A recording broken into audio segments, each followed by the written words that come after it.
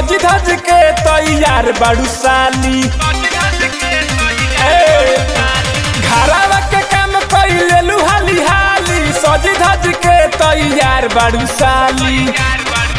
तनी हमरो के दे द खबर हो जलवा चढ़ाइब तबे सुंदर बरवा पाइब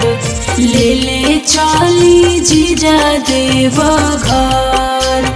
सखी के करियावा बरवा मिलल बाए जीजा जी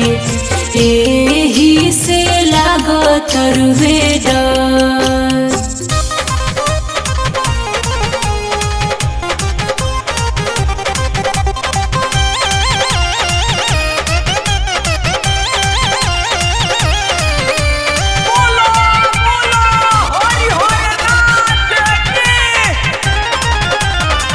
चारों धाम जलावा चढ़ावे के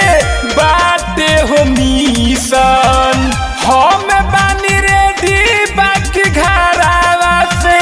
ले लो परमिशन पूजा पाठ के बात बटे मम्मी पापा करी है न माना डर लागता कि कोनो दीदिया को दी बहाना जनी दीदिया के कर फिकर हो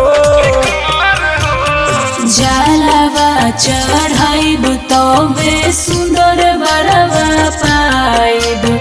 ले ले चली जीजा देव घर सखी के करियावा बरवा मिलल बाए जीजा जी एही से लागो तोरवे डर।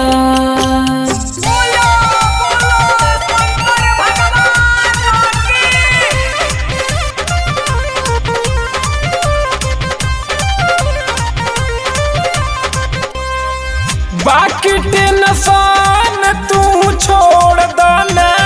रही हो तैयारी संडे के दिन हम लेके आई तोहरा गाँव गाड़ी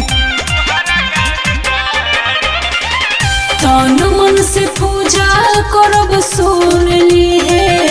हमारा राज के किस्मत में लिख दे है भोला जी संतु सूरज के बट भगत के गजब लहर हो